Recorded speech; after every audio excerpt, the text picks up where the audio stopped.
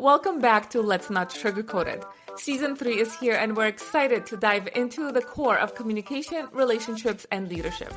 We're your hosts, Bella and Lee, a husband and wife duo with a successful business helping couples and organizations get it together to play a bigger game and elevate their relationships and performance. We believe in keeping it real, so each week we'll bring you incredible guests, entrepreneurs sharing their authentic experiences, along with episodes featuring just the two of us tackling the tough topics. So, if you're ready to enhance your connections and sharpen your leadership skills, you're in the right place. Let's get started. Welcome back to another episode of Let's Not Sugarcoat It. Hey everyone, before we get into today's episodes, we just want to let you know that this one is a little bit different. What you're about to hear is a compiled episode. We've pulled together moments from 3 of our past conversations, not because this is new material, but because the same thing keeps coming up again and again. And honestly, a lot of you have told us that you want something to come back to when you're in it. So think of this episode as a toolbox replay, the parts that landed, the moments that created clarity, the conversations that keep resurfacing when life feels heavy, reactive, or just slightly off. The thread that ties all of this together is simple but powerful. Discomfort is data. Frustration, triggers, exhaustions, they're not signs that you're failing or broken. They're information. They're signals pointing to misalignment, outdated coping mechanisms, or places where something needs to shift. In this episode, you'll hear us talk about why bulldozing through fear often keeps us stuck, how learning to say not now can be one of the healthiest boundaries you can have, and what actually helps couples support each other on the hard days without resentment or scorekeeping. We also talk about rest, about regulation, about why doing all the right things doesn't help if you're disconnected from what actually matters to you. So, if you've been feeling stretched thin, reactive, or like you're pushing but nothing's moving, this episode is for you. So, let's get into it. Do you want me to get into some of the other bits as well that I mentioned? Yeah. Okay, 100%. so Real unfiltered. Let's go. Give it to me.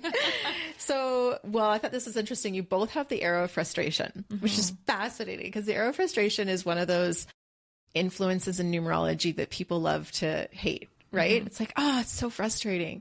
But it's like the arrow of frustration is the red flag that shows you when you're out of alignment. And so it's like frustration for you isn't meant to be something you force. It's meant to be something to notice of like, what is the frustration showing me as to where something is blocking my path, where something is off course or off path or out of alignment for me. And so you want to take it in. It's like, I'm frustrated because this isn't my road. There's something in the way. There's something not quite right. I need to pause and assess for a minute and figure out what would get the frustration away and then do that. And then it will flow. Right. Yeah. So it's actually a frustrating, but handy influence because it will create better alignment. And that means more flow. Yeah. Well, I love that because we talk a lot about discomfort not being something that you need to avoid or get used to in a context where, discomfort is now comfortable for me. Discomfort is an indicator. It's a data point to say, pay attention.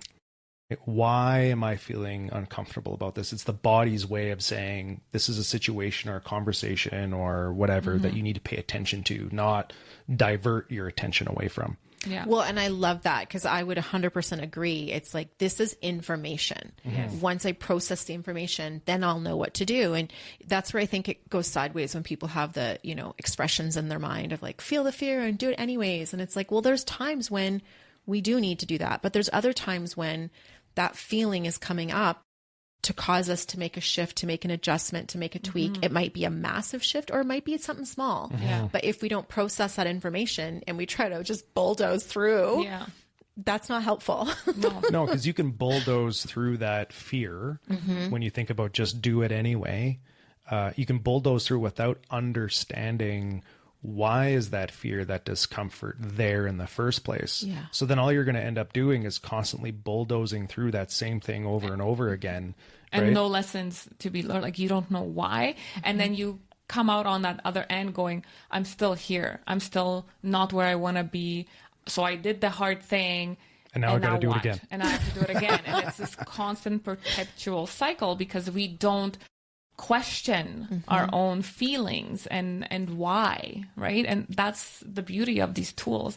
They're just, like you said, information to give us a starting point to start looking inward, going, why am I feeling this? Why am I doing it this way? Why am I allowing this relationship to make me feel a certain way?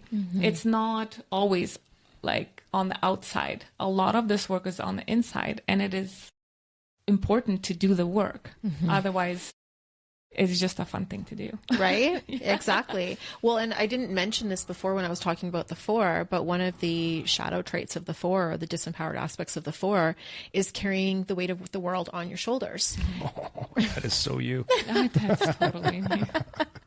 And knowing that this arrow of frustration is meant to help you, these multiple 2s are meant to help you. It's like you're meant to turn towards relationship, or if you're noticing that frustration creep in, it's like, okay, information, what is this information trying to tell me? So I can shift out of carrying the weight of the world on my shoulders and shift back into holding a vision for some relational goal. Does that make sense? Yes. It's just, He's like, yeah, yesterday.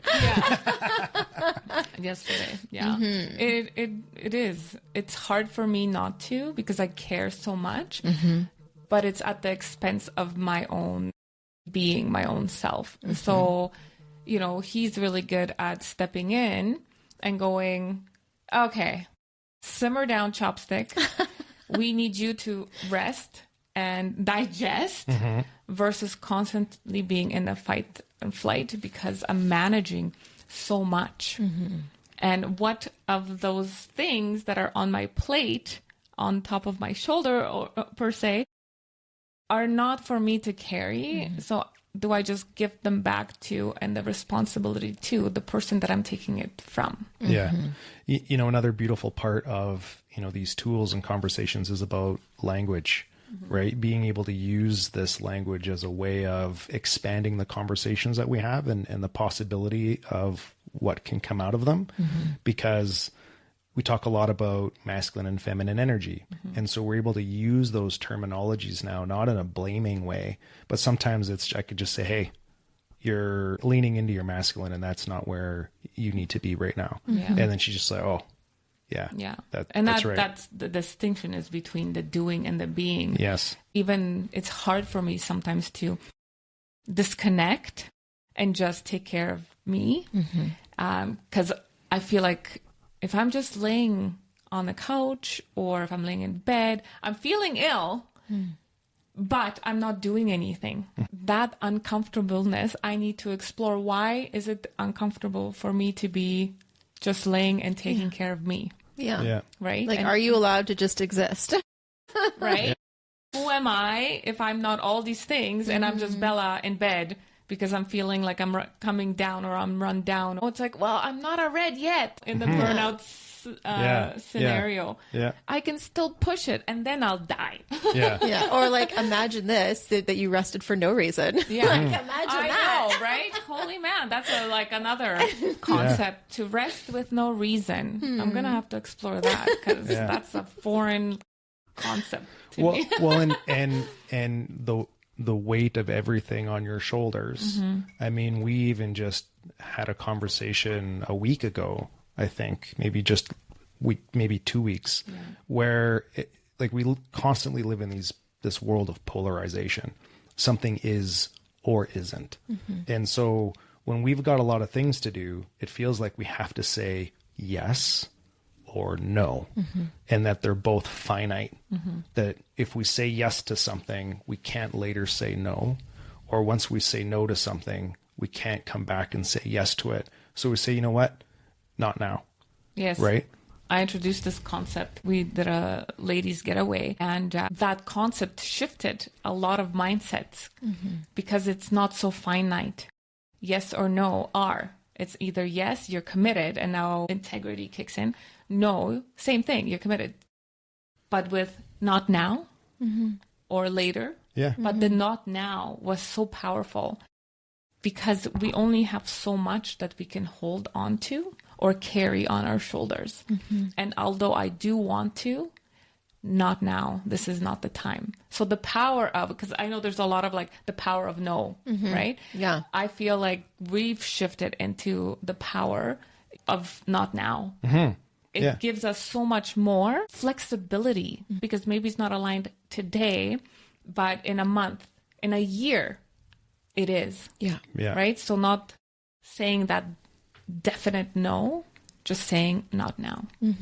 Well, and I think to your point around the languaging is really interesting because, you know, looking at, let's talk about just like the vision holding versus weight of the world on your shoulders and the ability to take time to rest, right? If you know part of my essence is relational and holding a vision.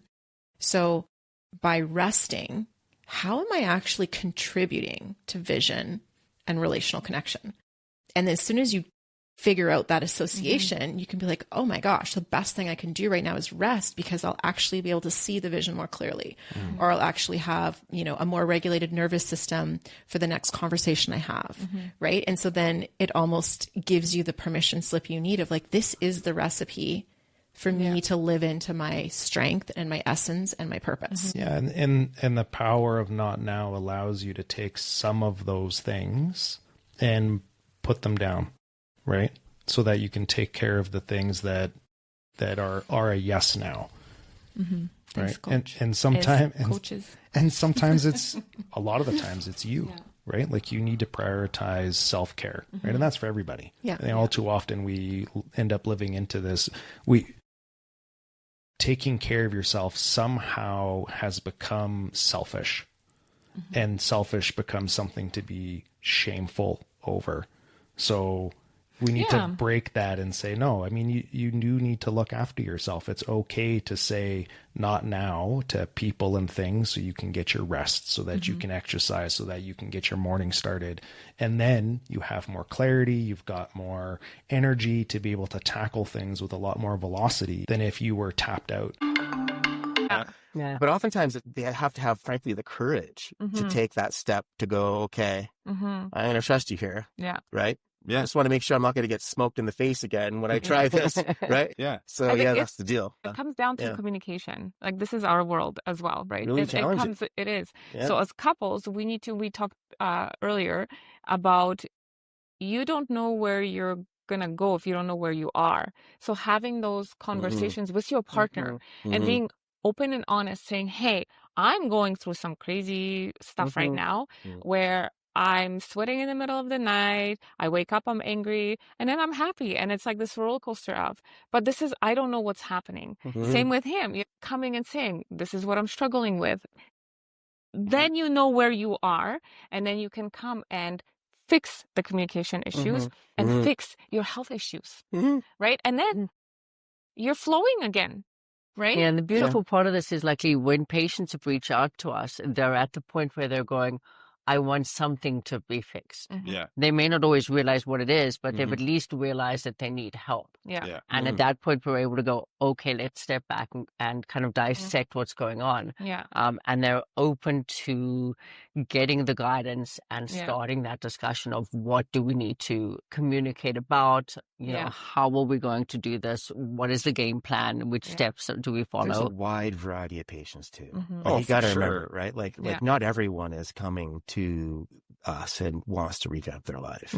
Like a lot of guys that I talk to just want a little testosterone to feel like themselves again. Right. Full stop. Still going to drink beer on the weekend, you know, like like all the things. And so I respect that too. I mean, you don't have to be do the whole you don't have to do the whole bloody thing. You know what I mean? But you can, but you don't have to. Like everyone comes from a different perspective. But I still love the approach where it's like, you know, here's the game plan, where it can be like you're providing options and perspective. I talk about possibilities. Where you're just like, hey, right? I can do this, right? And this is, you know, the predictable, certain future if you do this. Yeah. Not saying it's bad, not saying it's great, but this would here's an alternative, right? If you want to put in a little more effort, then we could still do some testosterone or whatever. But if you also do these lifestyle changes, I mean, this is also what's possible, right? Which I love that piece, because again, going back to social media, there's so much stuff out there that falls into your algorithm it's just about noise, what to do, right? And it's always like, oh, well, I need to be this ripped. Half of it's silliness. Honestly. Yeah. Where to feel good, you don't need to look a certain way. To feel a certain way. No, I mean, it's fun. Well, even for the ladies, right? There's a lot of pressure to do the yoga and do the journaling and eat this way and do this. And that doesn't resonate with everybody. Yeah. I don't want to journal. But when you see these kind of things that pop up, it's always like, do this and do this and this. And I'm like, but 3 of those 5 things don't resonate with me. Yeah. So trying to find in the kind of tool case, which tools will work for the patient, and having them kind of identify that as you chat with them, you're able to go, okay, these things will work for them. How much will they help? Yeah. And what do we need to add then in some other way, whether it be medication or kind of a quicker fix to support that?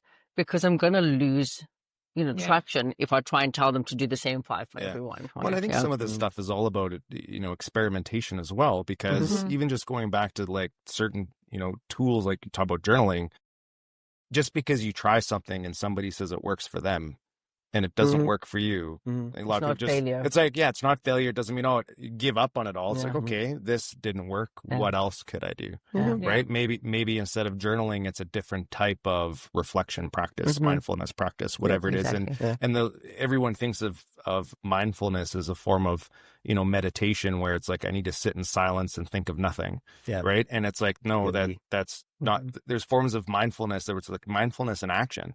Right. You can literally be out for a walk in the woods or exercising in the gym or whatever it is, and you can still be mindful and just practice being in the moment. And that's a form of meditation. That's me. Hiking. I love hiking, being in nature.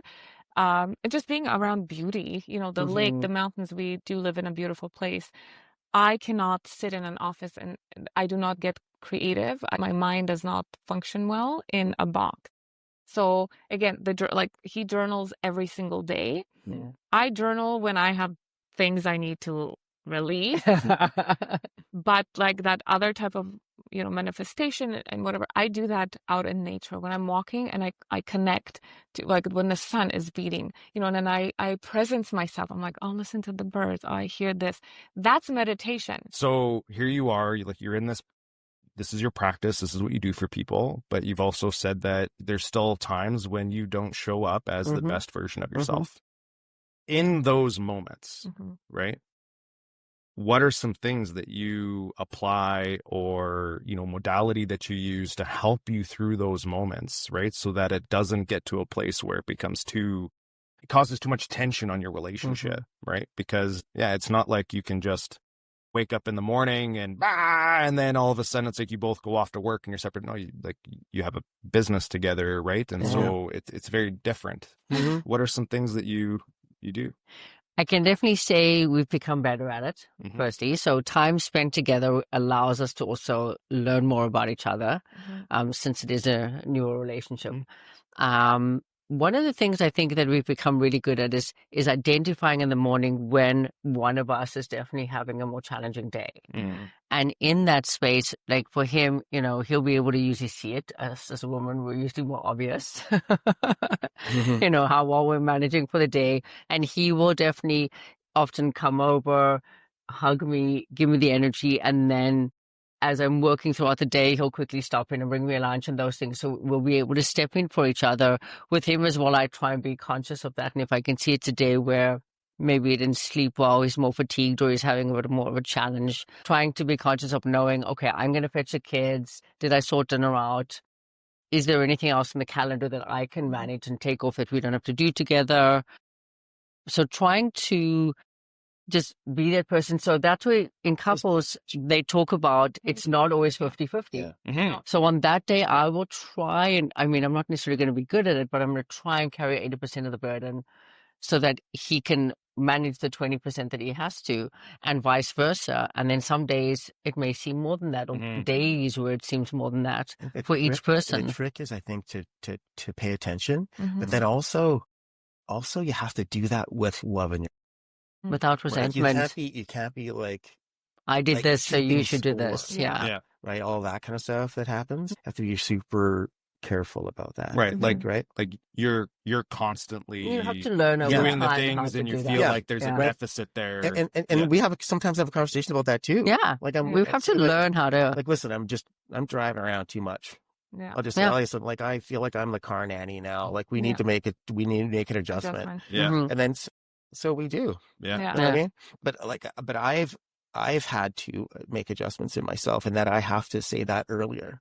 Pretty commonly, I would just like, I'm the stoic, right? So I'm just I can power through anything that's uncomfortable. Yeah. So, but I would, but It eventually, comes just out. it grinds on your nerve eventually, right? Right. Yeah. So the thing I had to learn was to have conversations about that earlier, as opposed to wait until it was bugging me enough that it actually then had to say something. Yeah. Let's talk more about the conversations, because I mean, to have those types of conversations, it's not just like, how's the weather type of dialogue, right? Yeah. There's a little bit of like how you come into it, what mindset, things like that, because you were already providing the answer to the question of, is it a trial and error thing? Because when you're saying, oh, he's going to get me lunch, or these types of things, and you're going to do things for him, it's like, you just trial and error that stuff until you start to find stuff that clicks, or is it a conversation about your needs? Well, not at this point. I think we've been through an evolution ourselves where we've had to learn how to talk to each other, because we also both came with coping mechanisms from our previous relationships. Yeah. And then when we try to approach each other with those coping mechanisms, they didn't work. And it actually created a lot of friction, in the way we were trying to communicate.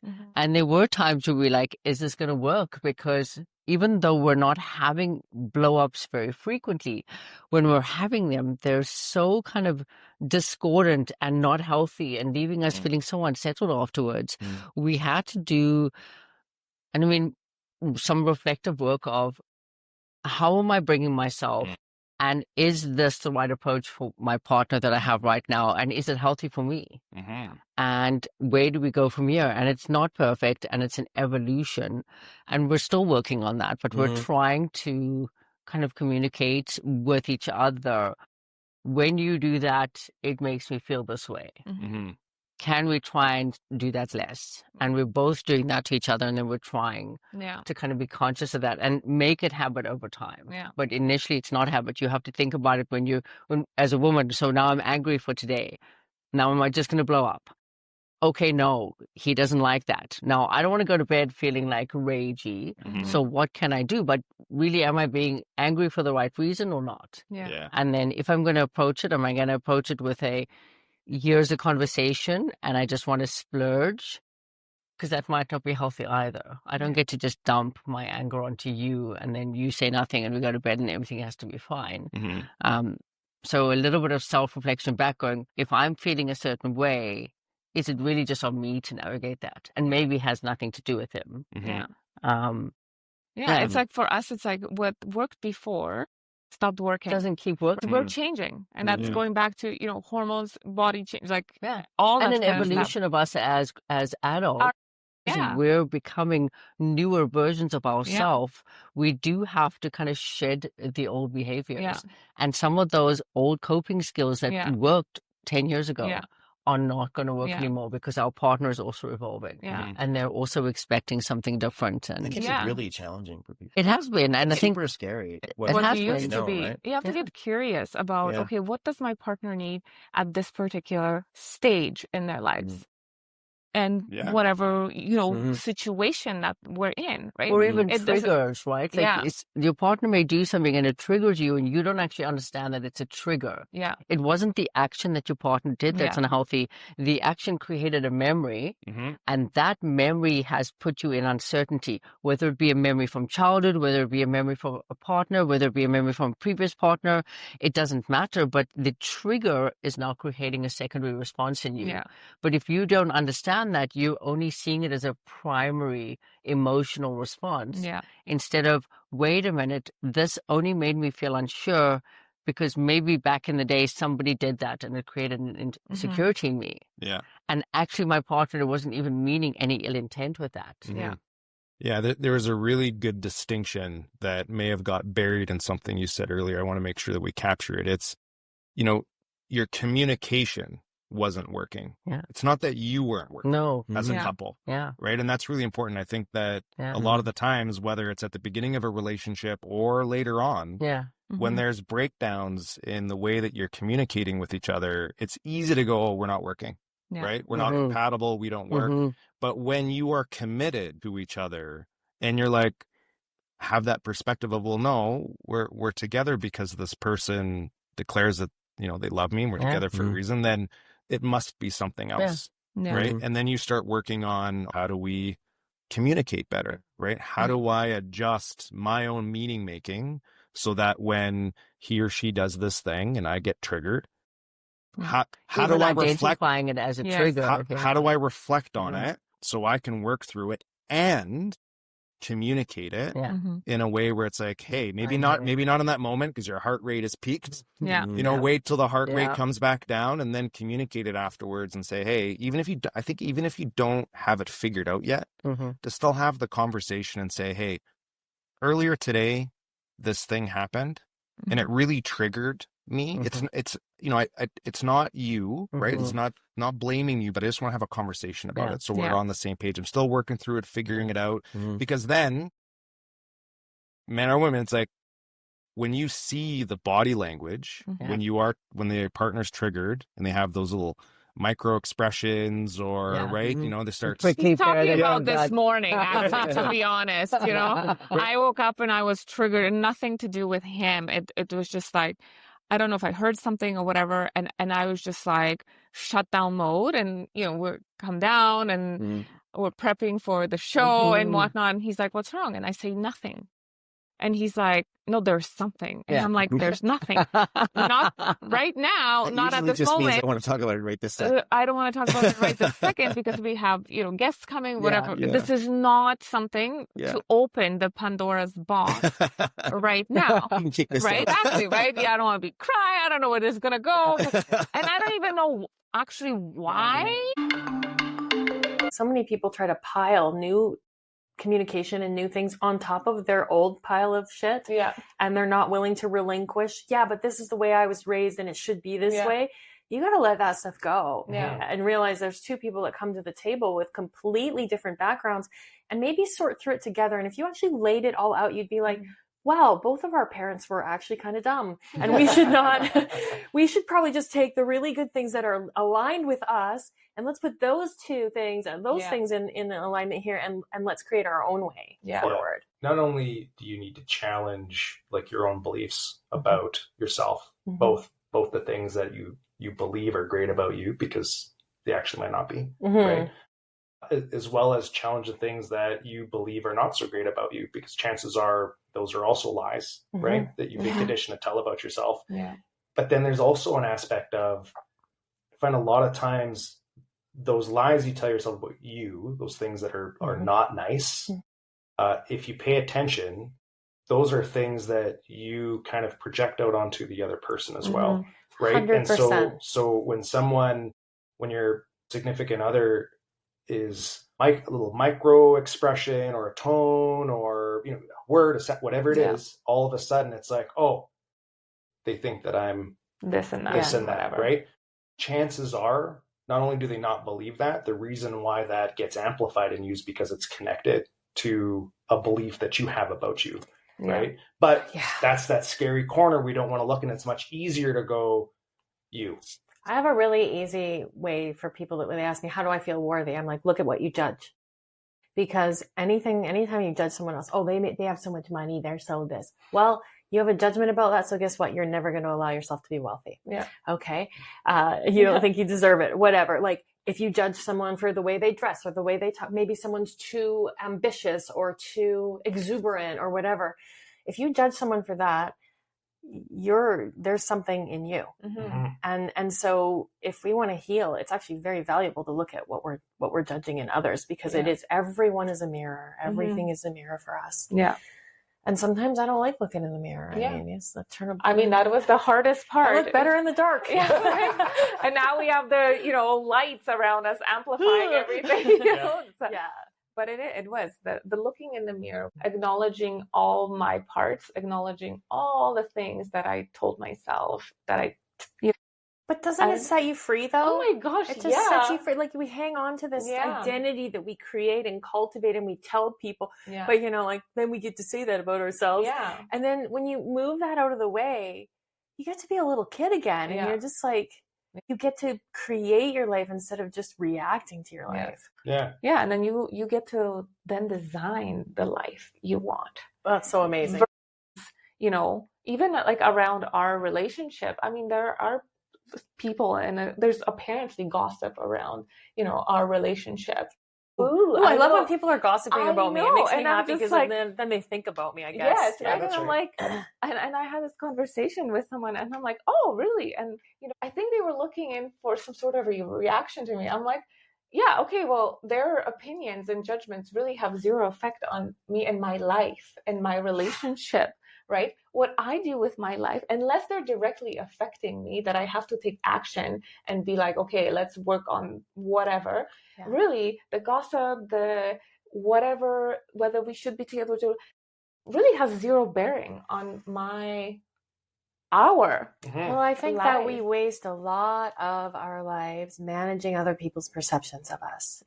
And the moment that you give any credence to that, you have just given, if your energy is represented metaphorically in gold coins, would you really spend it on that? Yeah, no. Or would you invest it in what's right here? Yeah. One of my yoga teachers, Baron Baptiste, he said, if you don't like criticism, also learn not to take the sweets. Because both are attachment to external, outsourcing your sense of worth versus coming from like informed, you're outformed from out there, or you're informed from here. And I love that because it helped me has been very recently helping me really examine. I thought I had dropped my need for validation a long time ago, and to some degree, certainly, but I think that's also a never ending process. Yeah. And so just really checking in with, like somebody telling you you're great, like it's just the same thing as somebody telling you you're not. It really should hold no bearing on what I do or don't do in the world. Yeah, and absolutely. And that's exactly how I felt at that moment, because before the breakdown, it's been 2.5, 3 years almost since we've grew since we grew up. Maybe it would have affected me. It's like, oh my God, what are they saying? But I had zero interest in finding out because I don't care. I really have that button is off. Well, and most of the time when people are gossiping, they're repeating. It's like a game of telephone. Yeah. They're adding their own whatever they inferred, whatever, and it's not ever what was said or meant or whatever. So even to give it any credence is being outformed. Yeah. And I always say never, because you never know what's going to happen and how you're going to react and how you would within that situation. Well, we've all gossiped about other people in our lives. Of course. Every one of us has. Yeah. And we learn not to because we get caught up in it and it bites us in the ass sometime, and then you go, I don't want to be that person. 100%. Yes. And I think that's, part of the infinite game, which is the inner game, right? Needs to be running the outer game. But we're conditioned to have it the other way. Yeah. Right? Where the outer game runs our inner game. And then we become constantly reactive. Yeah. And isn't it insane to think that you would allow other people's reality of you, not your reality of you, but other people's reality of you to be driving what matters to you most. Do you know how many coaches and like high profile coaches I worked with that were like, you got to do this and you got to and the game is this and you're not, and you're disciplined. And I had practices, let me tell you, for years and years, I always had a meditation practice, gratitude practice. But then I had to add in like read 10 pages of a nonfiction book and do all of these like leadership and get up at 5 and do all this. And I did all of those things. And guess what? My whole fucking life still came apart. Yeah. And my business didn't grow that much from doing those things. Yeah. So what I had was discipline. But what I did not have was devotion to what mattered to me. Yeah. And so now I understand that I can have discipline for anything that I want to do. I have discipline around what I eat and my exercise and the things that matter to me, telling people I love them. Yeah. I have discipline around those things. And now I intend to live my life from devotion, which comes from in here, not someone prescribing from out here. And I think that that's a very different thing. It's like a devotion to what matters to me, what lights me up, what creates more love in the world, what creates more joy in the world. And that feels really great to me. And I think that if people get even a little taste of tapping into that, this like outforms, it feels so cheap and empty. And all of a sudden you're sort of it gets flipped on its head and you're like, what was I just paid $12,000 for that coach to tell me that? Sheesh. Like, wow. Yeah. And, we believe that, although, we're talking about very much breakdowns in an aspect of like physicality, right? Like something like a relationship, finance, something breaking down in order for you to have that breakthrough. People would be like, oh, okay, I got to let a part of my life go to shit in order for it to transform. No, not necessarily. No. What I hear is like, if you get really aligned on what you want for your life, your vision, your dreams, right? Because you can be very disciplined, but not quite clear on why you're being disciplined. So you've got these gurus and people that they've done things like this form of discipline really helped them achieve a result, but it's also because they knew what they were working towards and why. If you don't, just doing a bunch of things very, very well, very disciplined, doesn't mean you're going to get anywhere. It just becomes another place to hide. Right. Yes. Right. Because you can hide by, look at what I'm doing. Look at and I can say that I'm doing all these things. Yes, look at me. And I'll put it on Instagram. 5 a.m. club. This and that. You do. But I did that and it makes me cringe now. But now you can do those things. You do those things just so you can tell people that you do those things. Right? Yeah. Look, I'm on the path to success because I'm doing these things. Yeah. Where if you really step into true possibility, right? Which we say is the true form of possibility when you're trying to envision the life for yourself is you strip away all the constraints, all the limitations that you put on yourself, right? So I'm no longer thinking about, well, I'm also a father, I'm a husband, right? So when I'm trying to imagine the life that I really would love to live, I gotta, no, that's too much constraint and limitation. Just envision what's possible without all of that, because psychologically our brain's really good at, we can say, oh, I really, really, really want to be a multimillionaire, like so bad out of a 10. Okay, well, what would it take to achieve that? And then you start thinking about all the discomfort, who you need to become, right? The new identity you would need to take on to achieve that. Because the reason why you want to be a multimillionaire is because you're not one now, right? So you need to be a different person, right? New habits, new things. So the breakdown has to be of your identity, right? And then death of the ego, right? But then what happens is like all that discomfort shows up, and one of two things happen very quickly. All of a sudden, we lower our expectations of what we want to achieve. We choose a smaller dream, a smaller vision, right? Play a little less. Or we lie to ourselves about how far along we are in actually achieving it. Right? Either way, we're not playing that infinite and game. I think we've all done both of those things, back and forth and back and forth. And then there's a third thing though, and I would say that it's when we get to and I've done both of those things, certainly. But I'd say where I am now, it feels much more, I've probably made my dreams a little bit smaller, because I realized they weren't mine to begin with. And so what I'm doing right now is saying like, do I feel peaceful every day? Like everything is so that I can feel. I want to be a multimillionaire. So what? So that you can feel secure, so that you can provide for your family, so that you can whatever. It's so that you can feel a certain way. So what are the things that I do every day that make me feel that way already? Because right now is actually all we have. All those future projections are a fantasy. That's right. So how can I create that sense? If it's peace that I want, if it's love that I want, if it's abundance that I want, then how do I create that today, right where I am? And I don't think that that's diminishing our dreams. I think that's actually amplifying them in the long run. And that's more of a spiritual practice than a business practice, you know? I mean, it sounds like focusing on the experience, right? That you want to have out of life, because we associate money to identity. Yes. Versus associating it with, it's just a vehicle. Right? It is something that I leverage to create experiences in my life that, you know, I want to have.